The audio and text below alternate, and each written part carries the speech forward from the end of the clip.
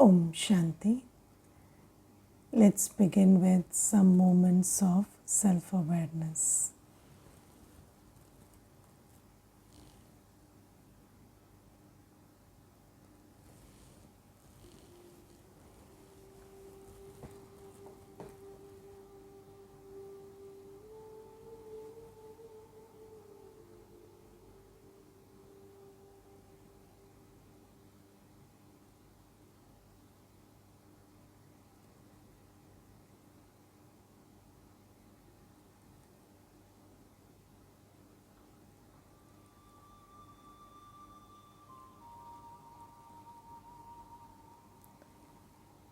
As I sit still and quiet,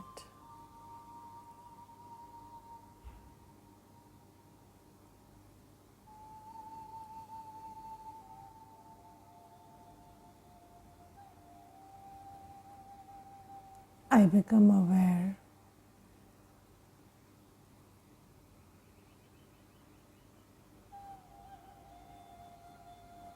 that I am the soul,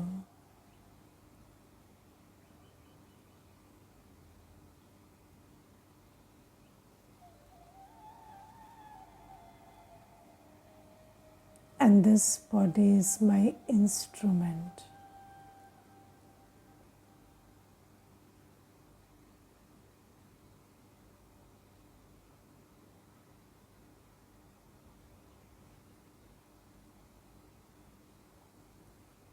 I am the driver.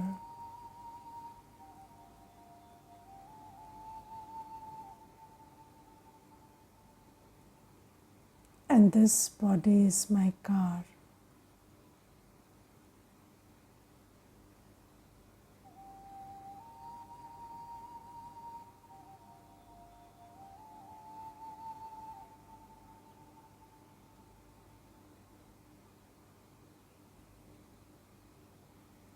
I am sitting on the driving seat.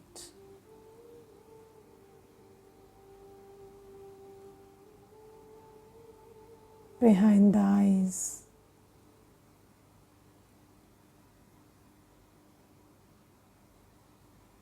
and doing everything through the body.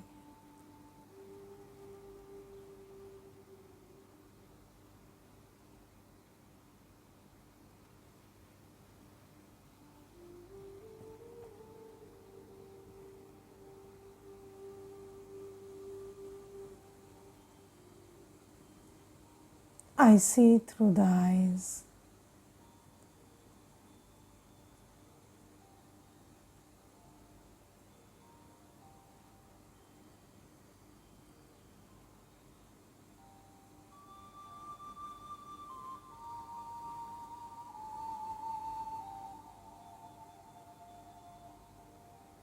Anything that is outside,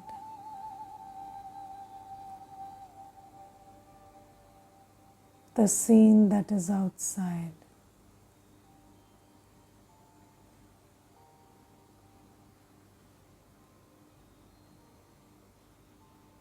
I am the soul experiencing it inside.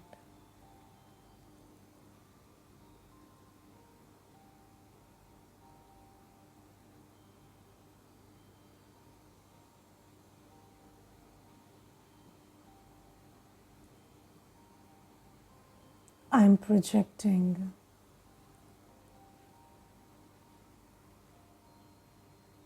every scene on the screen of my mind.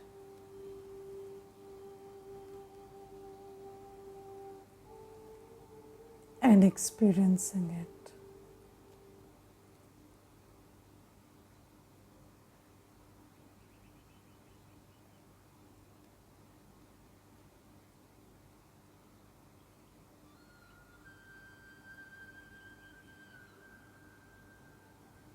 I see through the eyes, and I see as I am.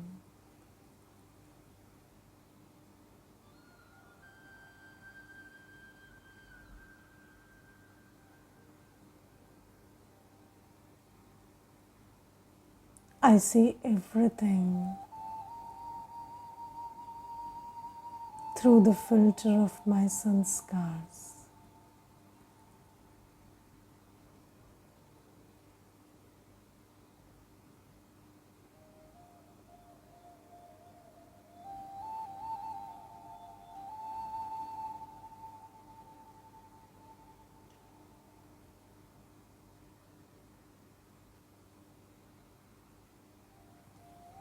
In this moment of truth, I know who I am.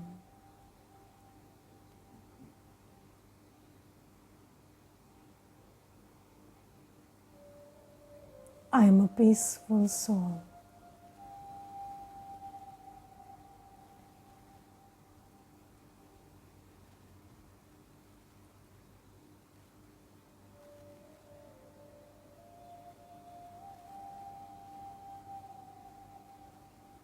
Just look at yourself.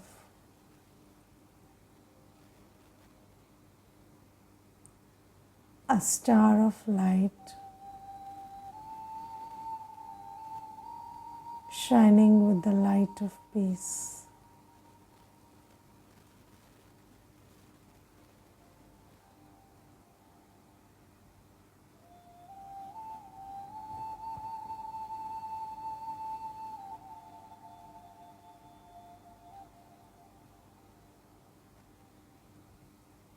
I am a soul.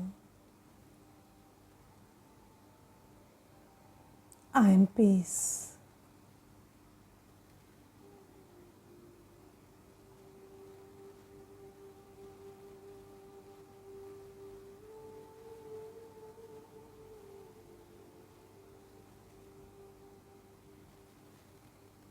I am a being of peace, exuding peace.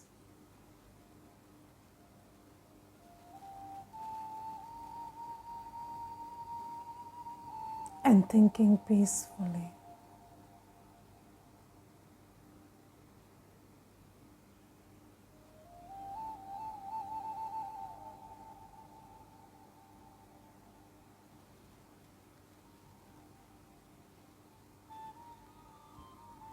Right behind the eyes,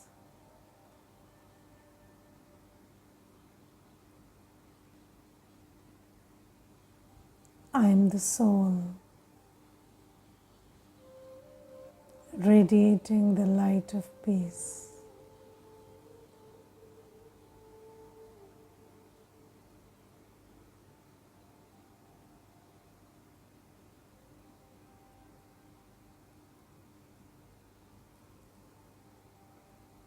In this state of peace,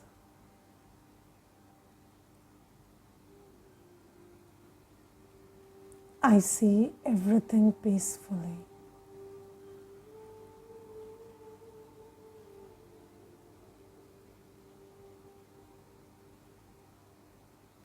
I am peace. I see as I am.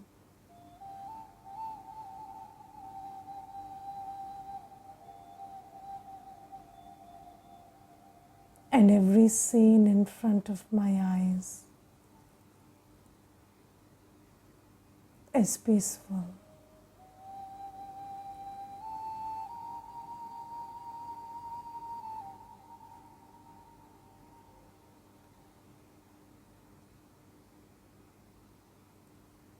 My thoughts are peaceful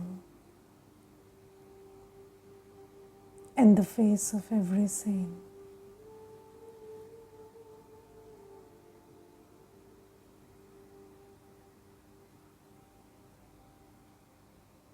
I am peaceful. My thoughts are peaceful.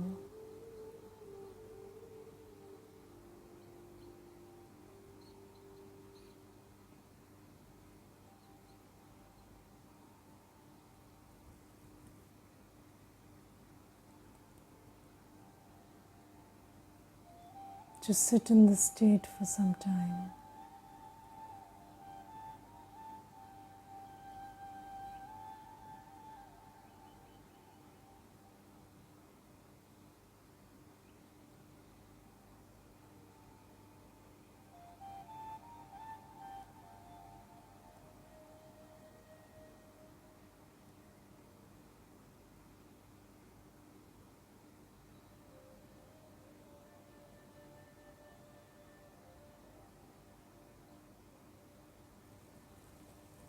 Om Shanti.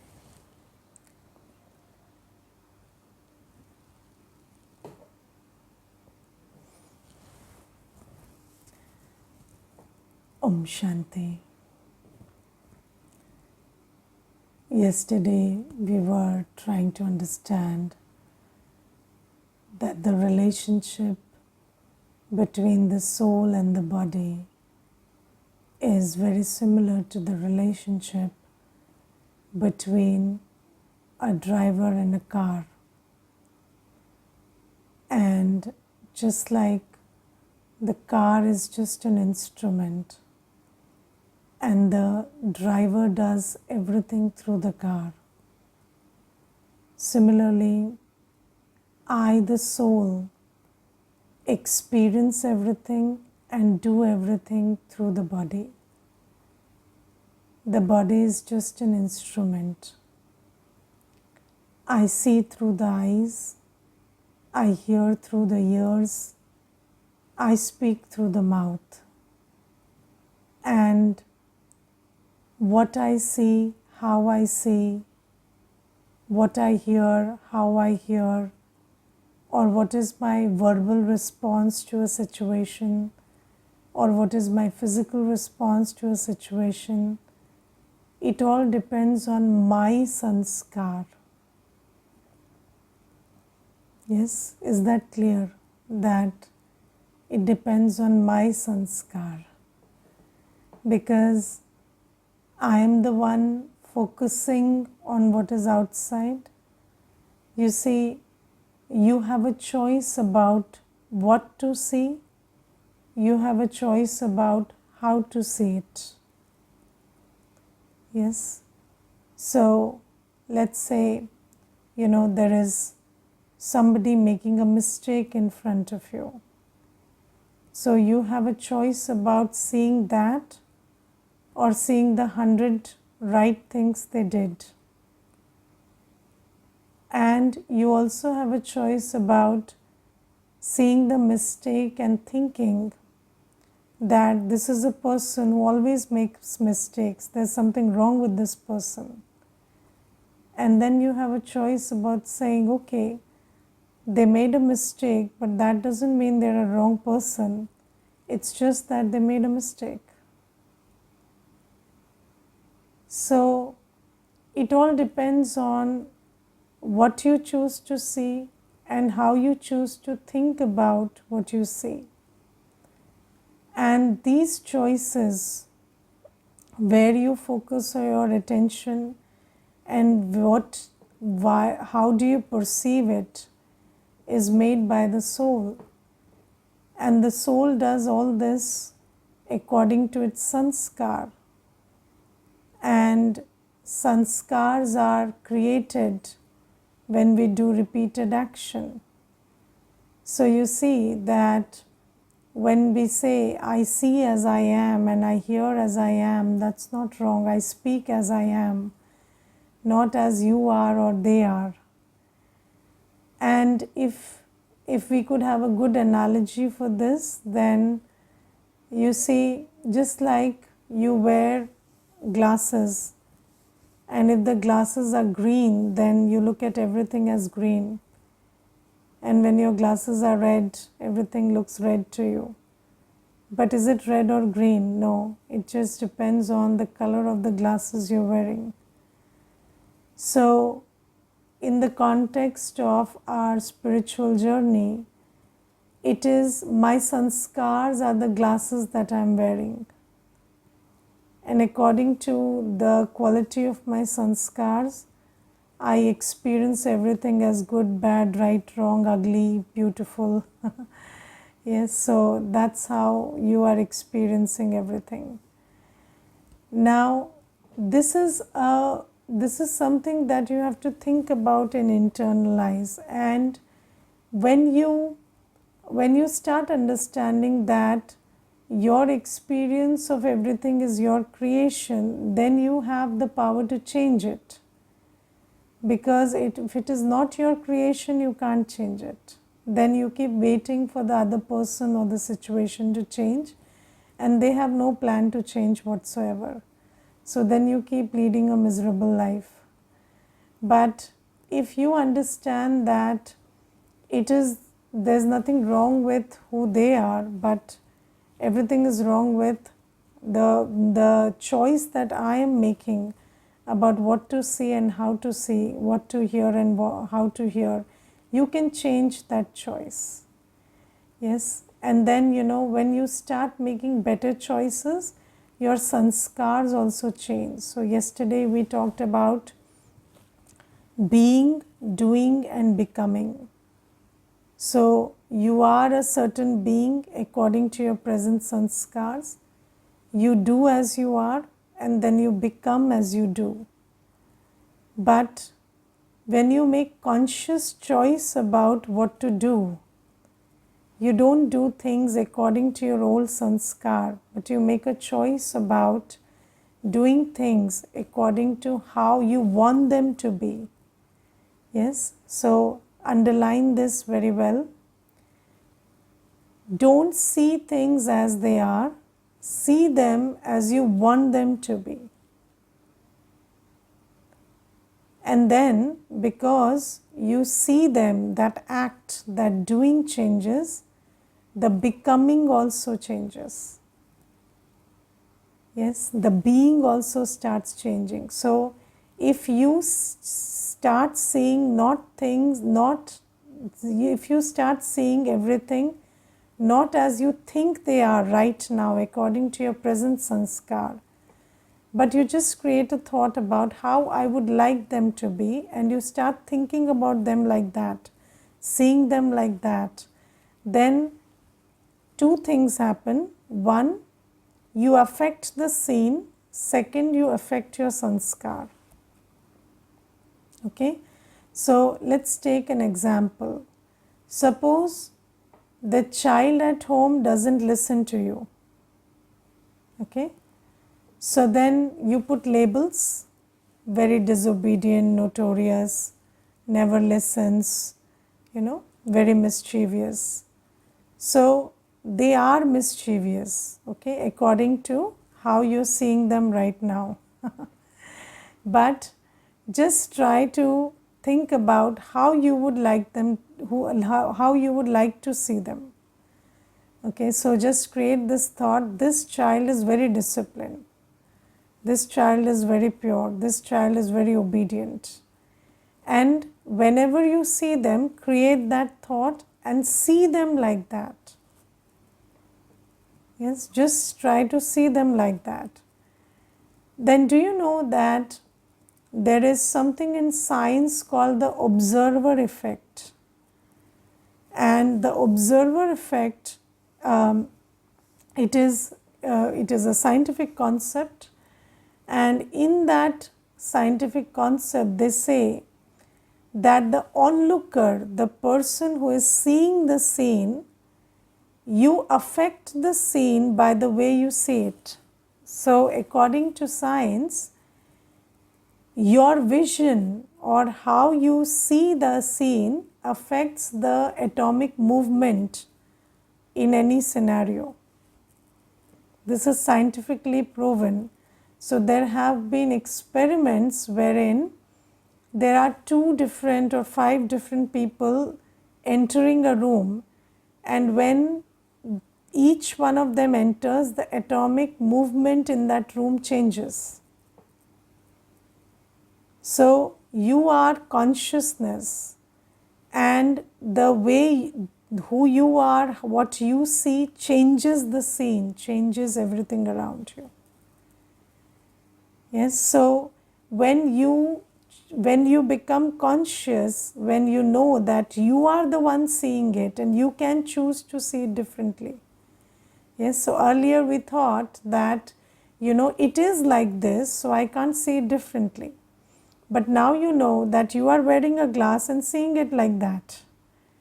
Yes, but if you wore a different glass and you saw it differently, then you could shift the scene.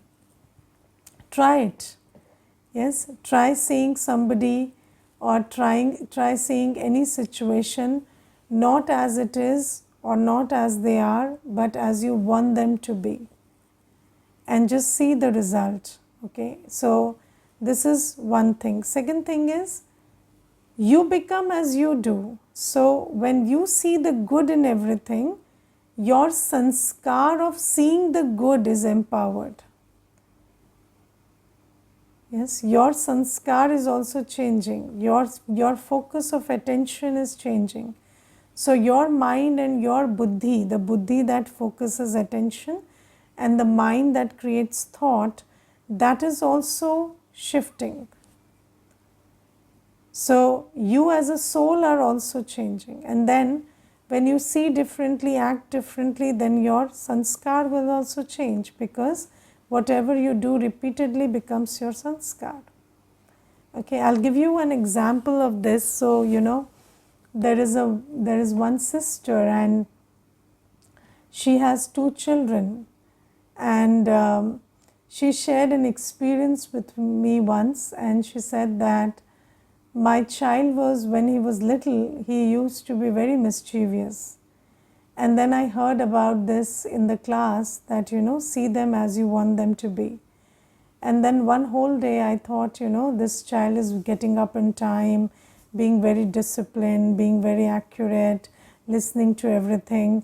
And then, next day he did as I had thought. He got up without my calling him. He polished his shoes also. He did everything according to what I had thought. And then what happened is, the next day he did this complete opposite of everything. And then I was very confused. Yesterday he was somebody else and today he is somebody else.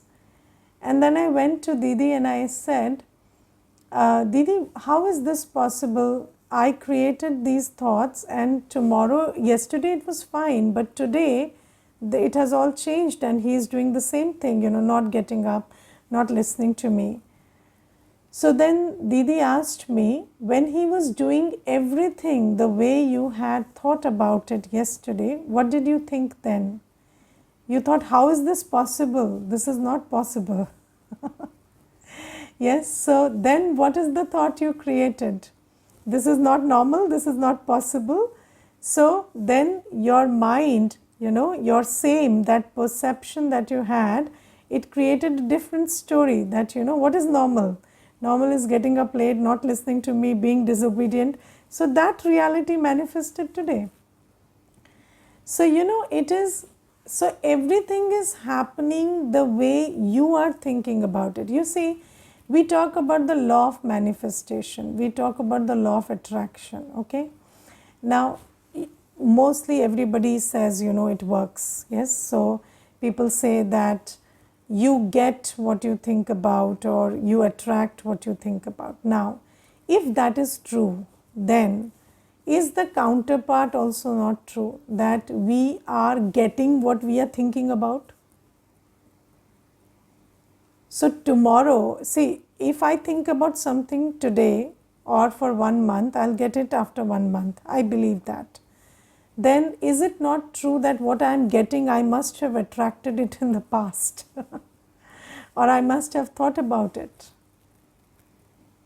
So just change the way you look at things and know that you have the power to think about and see things the way you want them to be. You don't have to, because they are nothing. There is no objective reality. Whatever you are looking at now is also based on your perception. So if a child is throwing tantrums and you label them as tantrums and you are saying he is mischievous, that is also your way of looking at it. Yes, you go to a psychiatrist, they would say they have ADHD. They are not the problem. The ADHD is the problem.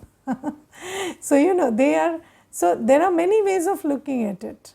So everybody will give a different interpretation to the mischief that they are doing. Or somebody would say, it's a good thing, they are hyperactive and they should be active. And if they are active, they can do more than those who are inactive. So there are many ways in which you can look at a scenario. So just think about how you want to say something and say it like that. And you must understand that your sanskar is the glass or the filter through which you are seeing everything. And then one method to change the sanskar is through conscious action. Yes, take care of your thought, take care of your action, change your sanskar. You must have heard of this, 21 days you do something, it becomes your habit. Yes, so 21 days, stick to one pattern of thought, stick to one pattern of feeling, stick to one pattern of doing things consciously. You have to be very conscious about it. It will change your habit. But then what about after 21 days? You have to again stick to it, right? So this is how you change sanskars, through conscious thought, conscious action. This is one method. Second method of changing sanskars is through yoga with God. Okay, so the more powerful, the easier method of changing sanskars is through meditation, or what we call communion with God, or yoga with God, or yoga with Paramatma. Now you see, there is this thing about yoga that is said that when you have yoga with Paramatma, then that yoga burns your sins. Yes, have you heard that? Vikarm Vinash. Yes, they say your sins get burnt, or Vikarm Vinash happens. So in the Gita it is written that if you forget the body, the bodily religion and bodily relations, and consider yourself to be a soul and remember me, then I will absolve you of your sins. And this is Bhagavan Uvach, God says it. Yes. So this is the thing about yoga with God, that if you forget your body, bodily religion and bodily relations, and sit in the awareness that you are a soul and have yoga with God, then that yoga burns your sins or changes your sanskars. And so that is the more effective, the easier, simpler method to do it, right? So we will learn about that also, but for now what we are understanding is that everything that you do is based on your sanskar. Your perception and your response are both based on your sanskars, and you can change your sanskar through conscious thought, you can change your sanskar through meditation, and meditation is the more long lasting one, and we will learn that. Meditation is when you have yoga with God. What we are practicing now is only soul consciousness, this is not meditation. So meditation is called yog. Yog means plus, two, you require two to plus, right? So the soul and Paramatma, Atma and Paramatma, when they are in communion, then it is meditation. So that we will learn later. But for now, one thing that we have learnt is conscious thought, conscious action, consciously seeing things as they are and behaving as you want to behave will change your sanskar. Now, one thing I want to underline, to finish this topic of, how our perception and our experience and our responses go together, I will, before I finish it, I'll just underline another one thing. So, you see, there are two misconceptions in the world. One is somebody else's behavior or some situation is responsible for your reaction and response. Okay, this is one belief system which is totally wrong. And then second belief system is you are responsible for somebody else's behavior and reaction. Okay, that is why you see, and both these things are corollaries. So if you believe in one, you have to believe in the other. Now what happens is, ever since we come into this stage, we are conditioned to believe that my response is because of you and your behavior is because of me. You see, when the child is little and the child falls down, then the mother beats the ground and says, this ground made you fall. Yes. So the child is made to believe that there is something wrong with the ground on which I am walking. There is no problem with me. Right? So this is where it all starts. Let me give you many examples. So there is another example. When the child grows up and the clothes, don't fit in, then the parents will say the clothes have become small. Kapde chote ho gaye. Yes. Have the clothes shrunk? No. The clothes are the same. Nobody says you grew up. So, we are talking in this language where I am not at fault in any place. Everything is happening to me. Yes. And then another kind of conditioning that we get is when the child fails in the exam or the child doesn't do something right, then you say, Mama is sad or Papa is sad because you did something wrong. You didn't make us proud, you didn't get good marks, so that's why Mama is sad, Papa is sad. Yes, so you think that when other people are sad, there's something you have done to make them sad. And as a child, whenever your parents are sad or they are not happy, so you think the first thought you have is, what have I done to make them unhappy? Yes, have I done something to make them unhappy? Because that is how we are conditioned. We are conditioned to believe that I am responsible for other people's feelings and their reactions. And they are responsible for how I feel and react. Yes, but both these things are totally, it's a conditioning, false conditioning that we have received. And we have to now understand that I am responsible for how I feel, how I think. It is my sanskar that is responsible, and anybody's behavior or anybody's reactions and responses are because of their sanskar. You didn't do anything wrong to cause it. Okay, now in the second aspect, you have to have a word of caution. And what is that cautionary note? First, check individually whether what I did was right. Okay? So, when you want to gauge whether you did something right or wrong, don't gauge it because somebody's reaction was bad. Gauge it by just thinking about whether according to your understanding of right and wrong, you did something wrong. Okay, so let's say I spoke in a language that I know I shouldn't be speaking, and the other person did not react to it.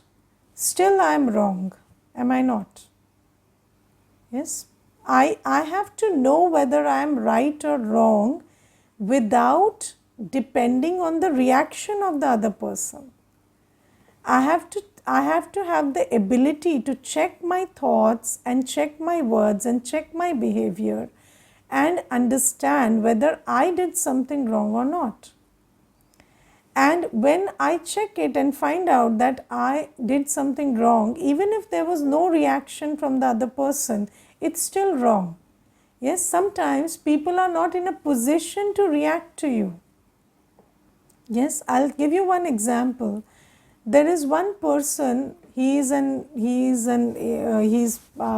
than 60 years of physical age, and he's pretty rude and pretty aggressive in his behavior to his servants. And then one day he told me that, if I was wrong, my servants would react. But because they are not reacting, because they are not giving it back to me, So that means I'm right in my aggression and whatever I'm saying. And he says, I am being rude, but I'm right in being rude.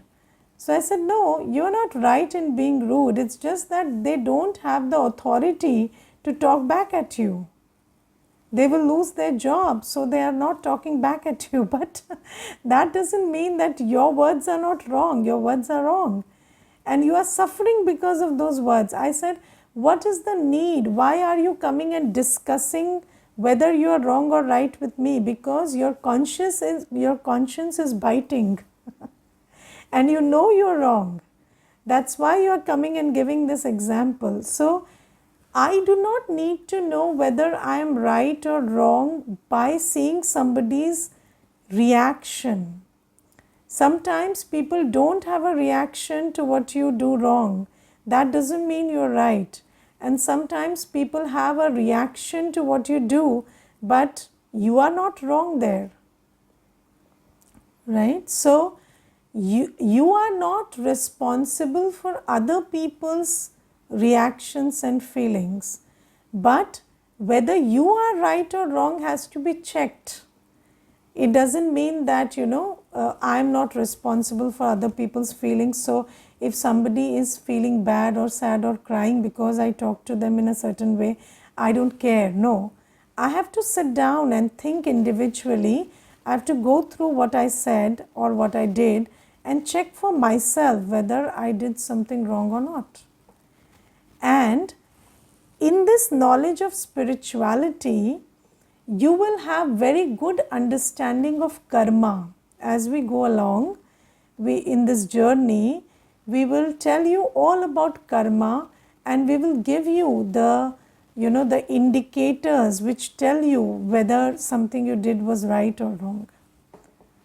Okay, so on those parameters you check for yourself, not according to the reactions and responses that people give you. So this is to understand that every soul is having a filter of sanskar, and they respond according to their sanskar, and what I feel I do is according to my sanskar. It's not about them. So I listen to a word and then I feel hurt because being hurt is my sanskar. If I didn't have the capacity to get hurt, no word could hurt me, could they? No, there is hurt inside, so then only you can get hurt. So that is the thing. So this is one thing. Second thing, I want to talk about 3 laws of the inner world which are very necessary for you to know before we proceed to Paramatma. So one law is, your inner world interprets everything in images, right? So your inner world doesn't understand no. Okay, so let me give you an example. I tell you, don't think about a green apple. What did you think about? Green apple. Why? I said don't think, then why did you think? Because the inner world doesn't understand no or don't. It perceives in images. Green apple, green apple. Okay, word is green apple, the projection is green apple. That is why when you meditate or when you talk to yourself, it's very important that you pay attention to the language. Now, if you say, I don't want to get angry, I don't want to get angry, you will get more angry. Because anger is the picture your inner world is creating. Your buddhi is creating. Okay? So, it's very important to pay attention to the language that you use, your language in which you talk to yourself, in which you give a commentary to yourself when you meditate, has to be positive. Okay? So, I am not angry, I am not unhappy, that is not the language you speak. I am peaceful, I am loveful, I am soulful, I am happy, that is the language you speak. Okay? Second thing is, your inner world doesn't make a distinction between imagination and reality. Okay, so imagination and reality are both the same for your inner world. Okay, so let's say if you like gulab jamun and I talk about gulab jamun, your mouth will water. Yes, because your mind doesn't know, they are just talking about it, they are not going to give you gulab jamun. Okay, so your inner world doesn't understand that this is just a thought or this is actually happening or I am actually eating. No, whatever you think is a reality. Okay, whatever is on the mind is reality. Whether it is perceived reality, imagined reality or reality doesn't matter. Okay, everything is reality for you, the inner world, right? That is why, this thing about fear. So if you want to have a definition of fear, it is false expectations appearing real. False expectations appearing real. So you see, when you are in fear, you are imagining 100 things, right? This could happen, this could go wrong, this could not be fine, this could happen, this could be a tragedy coming to me.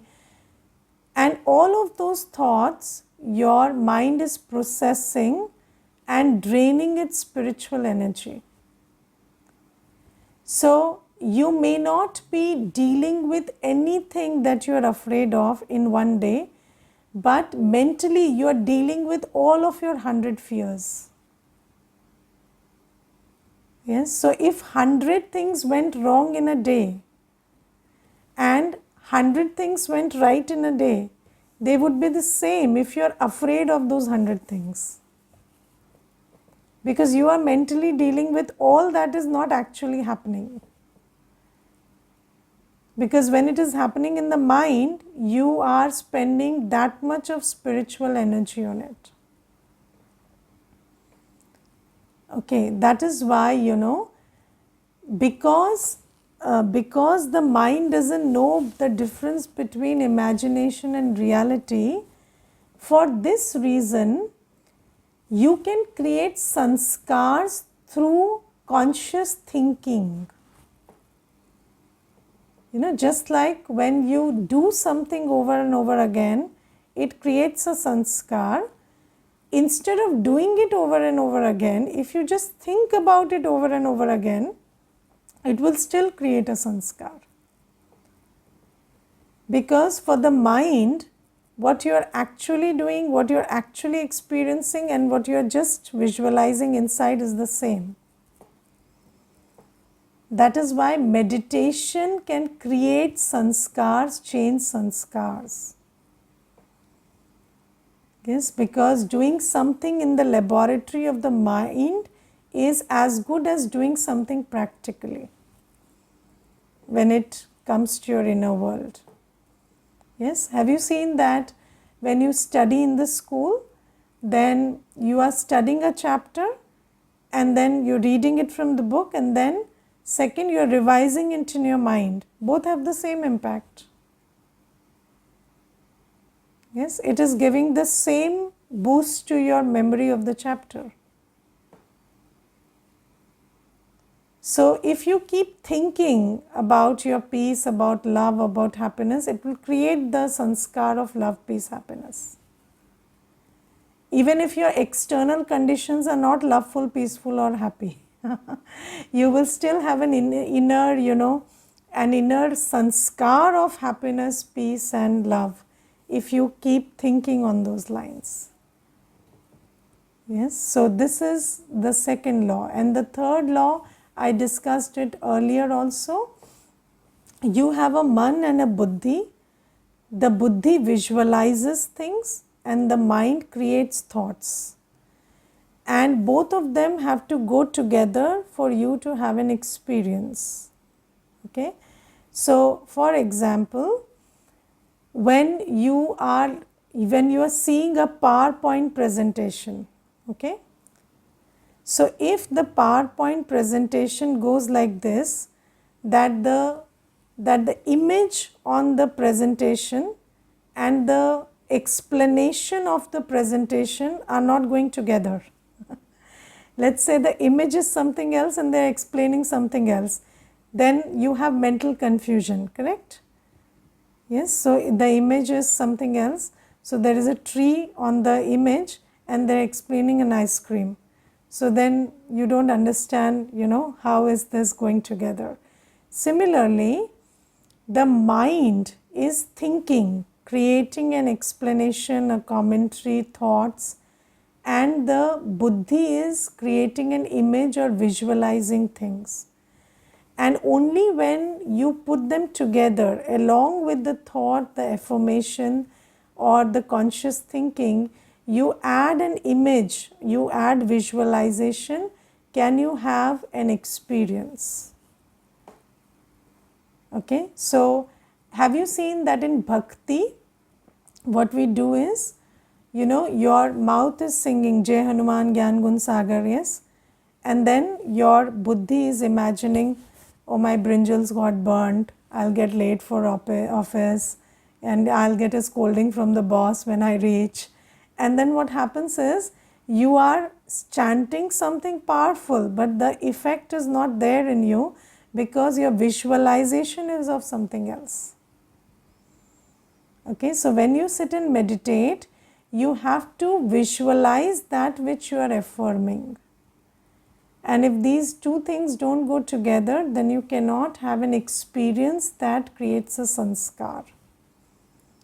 Okay, so this is the third law of the inner world.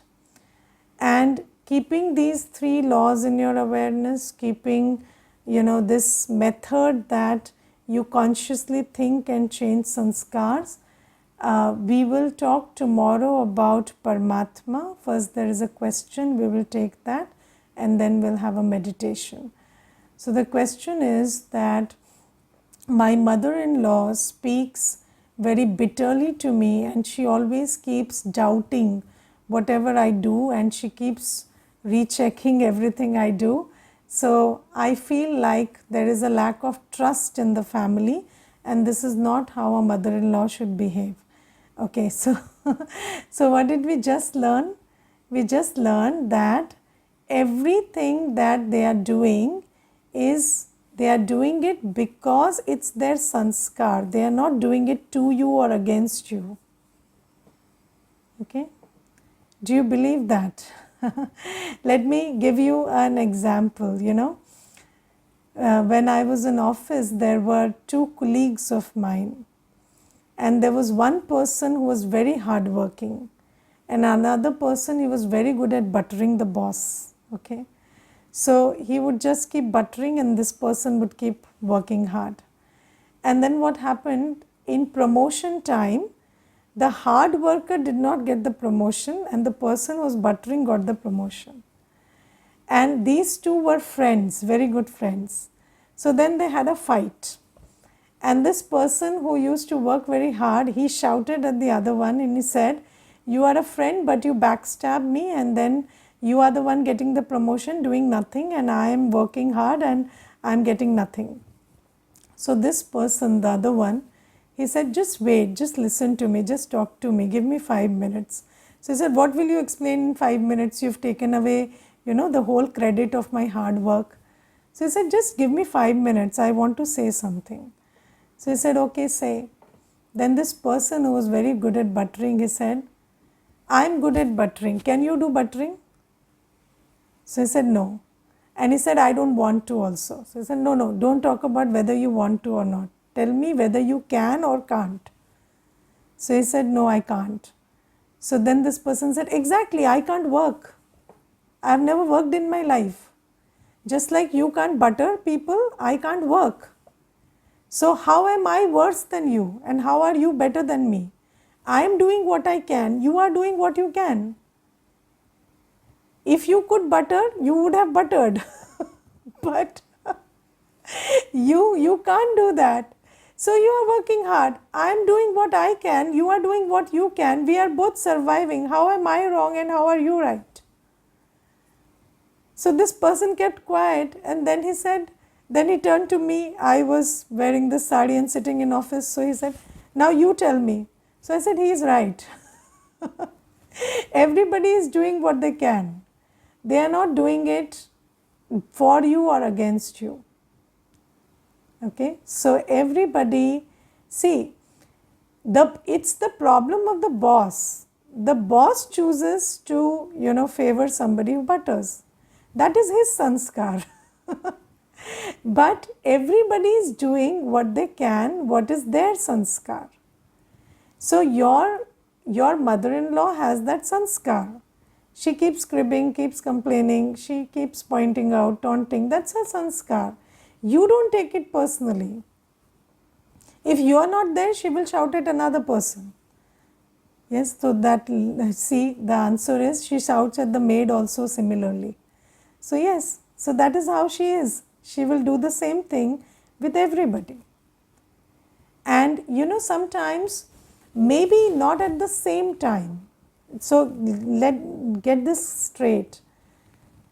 Maybe when you are there, she will not shout at the maid because she is expressing her sanskar with you. Right? But when nobody is there, when you are not there, they will shout at the maid, or if the maid is also not there, she will shout at her son also. Because that's her sanskar. And I will give you one very simple example.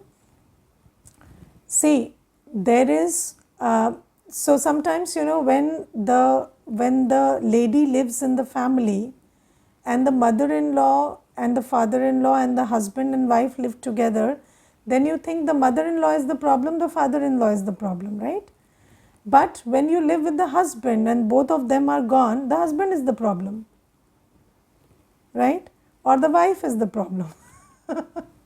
Why? Because you are not in problem because of anybody. You are in problem because of your sanskar. And then you think one person is the problem and another person is not.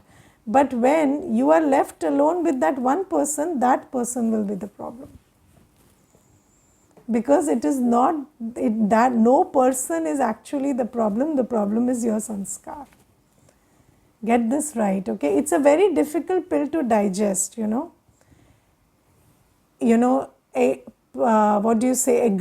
to the fact that you are the problem is not easy. It kills our ego. but that is how it is. So just in these spiritual classes, you have to understand how it is all working. Okay. Is that correct what this buttering man told? Yes, because you see, everybody needs to survive. And we only know what we know, we don't know what we don't know. So everybody does what they are capable of, everybody does what their sanskar is, and everybody is right according to themselves. Yes, you are also right according to yourself. Yes, so if you have this, there are only two kinds of people in the world, right and wrong. Yes, who are right? Those who are like me. For me, they are right. And those who are wrong? Those who are wrong, those who are not like me, not my sanskar type, right? If I am lazy, a lazy person is good. I get up at 8, he gets up at 8, we get along.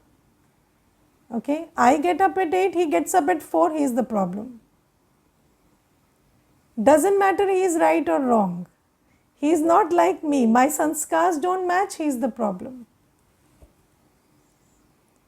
Yes, so nobody is right or wrong. When you have similar sanskars, you feel they are wrong. You feel they are right. When you have different sanskars, you feel they are wrong. I'll give you one example. Once I had two ladies visit the center together, and they were sitting with each other. They came separately, but at the same time they were sitting together, and one of them said, my husband is the problem because he is very outgoing and I like to sit at home.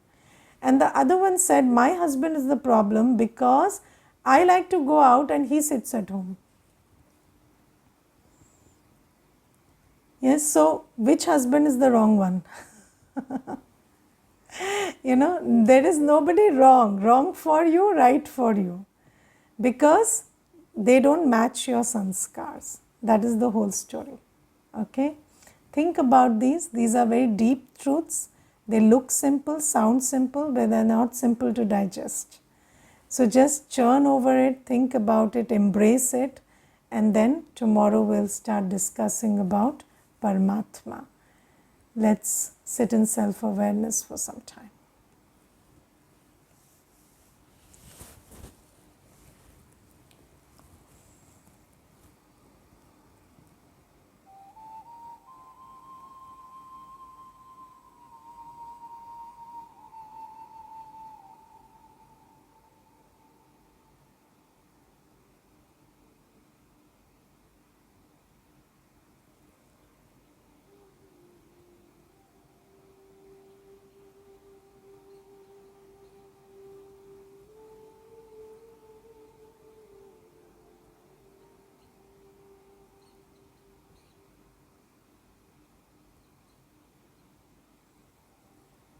I sit in the awareness of myself.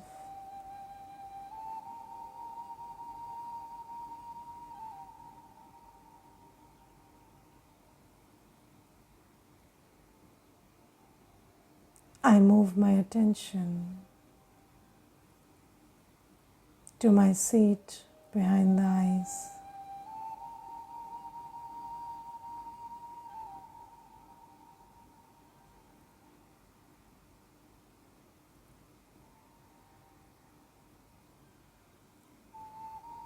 I am not the body.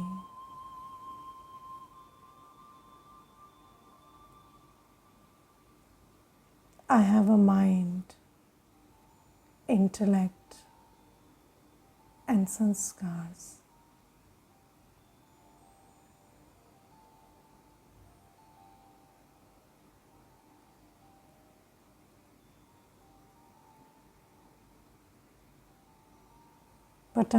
But I'm even more than that.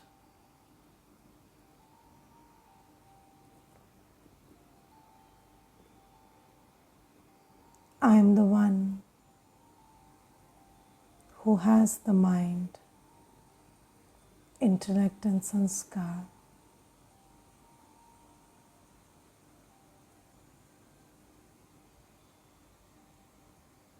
I am the being of light.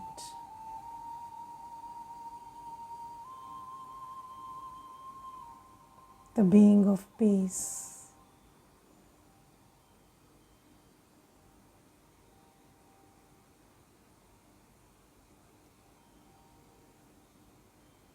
I detach myself from the body and from the mind.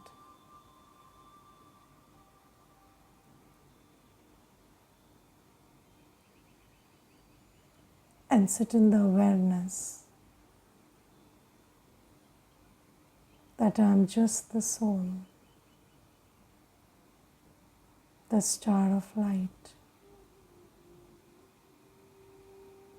the being of peace.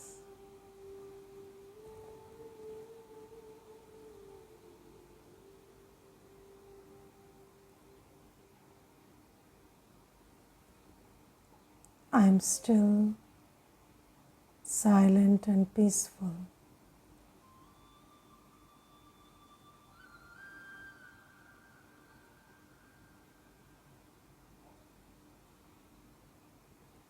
Just see yourself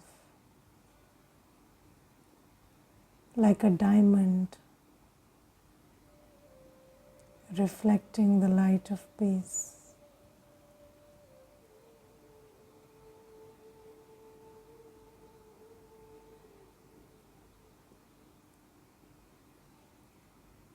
Sit in this experience for some time.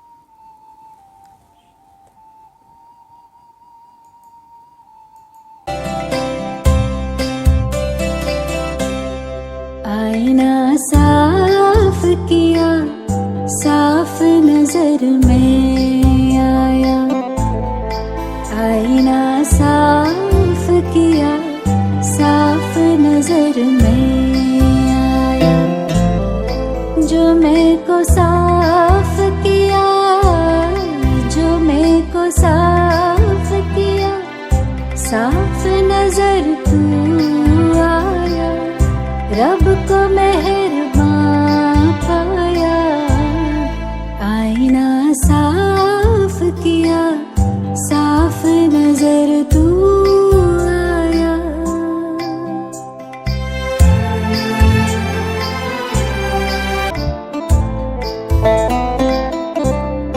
ये मैं मेरा ही मुझको तुझसे दूर किए था, ये मैं मेरा ही मुझको तुझसे दूर किए था, जाने गुरूर था क्यों मुझको जो मगरूर किए था, जाने गुरूर था क्यों मुझको जो मगरूर किए था, निगाह पर्दा हटा, रब को निगहबां पाया, निगाह पर्दा हटा, रब को निगहबां पाया, आईना साफ किया, साफ नजर में आया।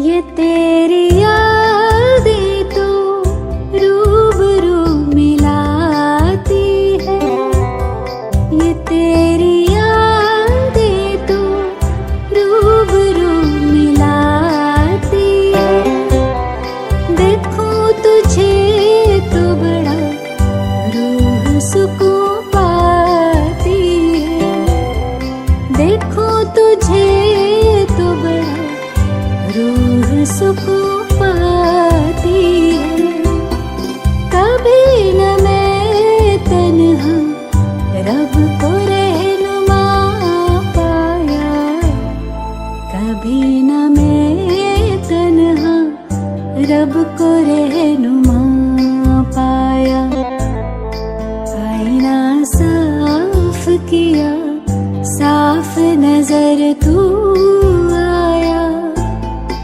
आईना साफ किया, साफ नजर में आया, जो मैं को साफ किया, साफ नजर तू आया, रब को मेहरबान पाया, आईना साफ किया, साफ नजर तू आया, रब को मेहरबान पाया, रब को निगहबां पाया, रब को रहनुमा